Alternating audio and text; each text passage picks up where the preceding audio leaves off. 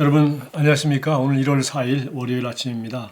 그분을 바라보십시오. 시편 121편 1절과 2절 보겠습니다. 내가 산을 향하여 눈을 들리라. 나의 도움이 어디서 올까? 나의 도움은 천지를 지으신 여호와에게서로다. 우리가 종종 우리의 시선과 주의를 우리 자신, 즉 우리가 누구인지, 무엇을 해왔는지, 어디에 있었는지, 무엇을 가지고 있었는지에서 돌려 주님을 바라보는 것이 얼마나 중요한지요. 그것은 아브라함이 주님과 함께한 매우 중요한 경험을 떠올려 줍니다. 창세기 15장 1절에서 하나님은 아브라함에게 이렇게 말씀하셨습니다. 두려워하지 말라. 나는 네 방패요 너희 지극히 큰 상급이니라. 그럼에도 불구하고 아브라함은 이렇게 불평했습니다. 주 여호와여 무엇을 내게 주시려 하나이까? 나는 자식이 없사오니 주께서 내게 씨를 주지 아니하였으니. 하나님께서는 이전에 그에게 아들을 주시겠다고 약속하셨지만 아브라함은 여전히 믿기 위해 고군분투하고 있었습니다. 그러자 하나님께서는 그를 이끌고 밖으로 나가 말씀하셨습니다. 하늘을 우러러 무뼈를 셀 수 있나 보라. 또 그에게 이르시되 내 자손이 이와 같으리라. 아브라함이 여호와를 믿으니 여호와께서 이를 그의 의로 여기시고. 창세기 15장 5, 6절입니다. 이 경험으로 아브라함은 하늘이 별만큼 셀 수 없는 그의 자손들을 보았고 그것을 믿었습니다. 그 후에야 이삭이 태어났습니다. 하나님께서는 아브라함이 비전을 보도록 도우셔야만 했습니다. 그분께서는 그가 바른 방향을 바라볼 수 있게 하셨고 그의 초점을 바른 곳에 맞추셨습니다. 주님께서는 그 자신의 나이나 상황에서 눈을 돌려 하늘을 바라보도록 도우셨습니다. 당신이 무엇을 가지고 있는지 보기 위해 당신의 집이나 은행 계좌를 들여다보지 마십시오. 나는 돈이 하나도 없습니다. 하고 싶은 것들은 너무 많지만 돈이 없습니다. 라고 말하지 마십시오. 아닙니다. 당신이 믿음의 창시자이신 자 완성자이신 예수님을 바라보십시오. 당신이 도움이 오는 곳인 하늘을 바라보십시오. 이것이 바로 기도의 유익들 중 하나입니다. 기도하는 자리에서 우리는 우리의 주의를 실제로 주님께 맞출 수 있습니다. 기도할 때 우리는 불가능과 제한과 문제들을 바라보지 않습니다. 나는 오직 그분을 바라봅니다. 기도와 말씀 묵상과 성령님을 통해 당신은 기적적인 일들을 보고 경험합니다. 그러므로 누가 당신을 도울 수 있을지에 대해 걱정하지 마십시오. 하늘을 바라보십시오. 당신의 눈을 들어 산을 바라보십시오. 당신의 도움은 하늘과 땅을 지으신 주님께로부터 옵니다. 그분의 이름에 영원히 영광 돌립니다. 자, 내가 산을 향하여 눈을 들겠다. 산을 향하여 눈을 들겠다고 하였고 나의 도움이 어디서 올까? 나의 도움은 천지를 지으신 여호와에게서로다. 산 위에서 도움이 오는 건 아니고요.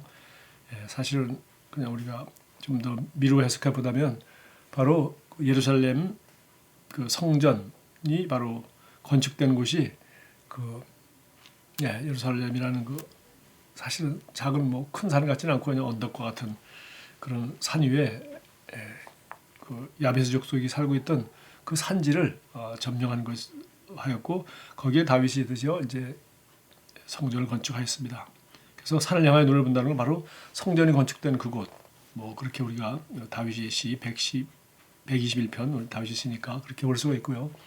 또 이것은 상징적으로 우리가 하늘을 우러러 본다. 즉 하나님께 시선을 돌린다. 이런 뜻으로 지금 여기 해석하고 있습니다.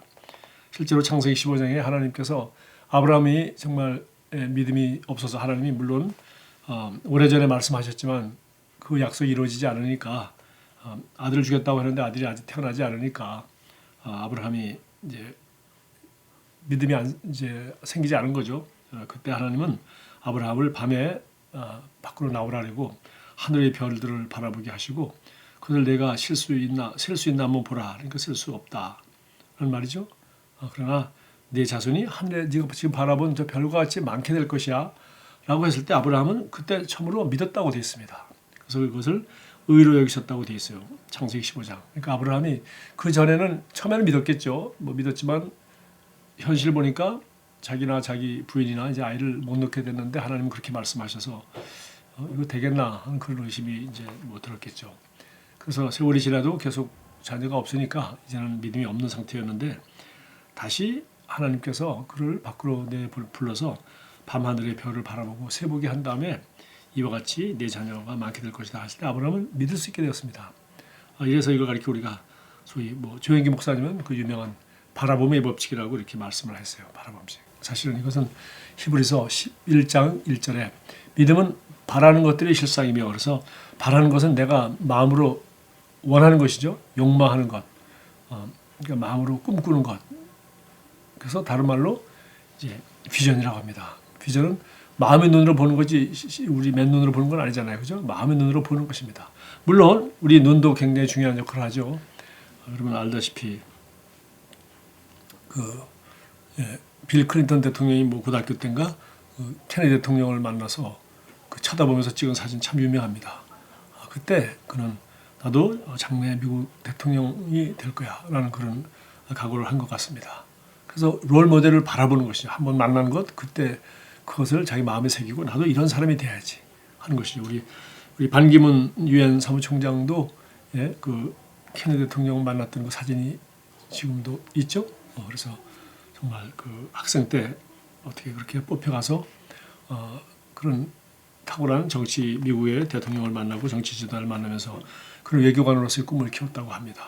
이와 같이 이것은 뭐 믿음의 사람은 물론이고 성경의 사람들은 물론이고 우리도 어떤 롤 모델을 바라보고 혹은 내 마음속에 꿈꾸고 원하는 롤 모델이 아니라 오히려 없어도 차라리 어떤 롤 모델도 아니고 나의 독특한 그런 나는 롤 모델이 되리라 이런 비전을 가지고도 우리는 자기가 미래에 원하는 바 되고 싶은 사람 하고 싶은 일 정말 꿈꾸는 일들을 우리가 영의 눈으로 마음의 눈으로 우리가 바라볼 때 여기서 가리켜 우리가 비전이라고 하죠. 그래서 자기 자신이나 내가 이래 가지고 하겠나 근데 이 정도 가지고 하겠나 하지 말고 자기가 원하는 것을 바라보고 지금 현재 상태의 단점이나 부족한 것을 바라보지 말고 환경을 바라보지 말고 때때로 우리는 수시로 하나님을 바라보면서 하나님은 현재 나의 이런 상태를 가지고 발전시킬 수 있고 하나님은 내게 믿음을 주셔서 나로 하여금 이 환경을 다스리고 변화시켜서 내가 바라고 하나님이 원하시는 이런 아름다운 꿈을 이루게 해주실 수 있도록 도와줄 수 있는 분이야.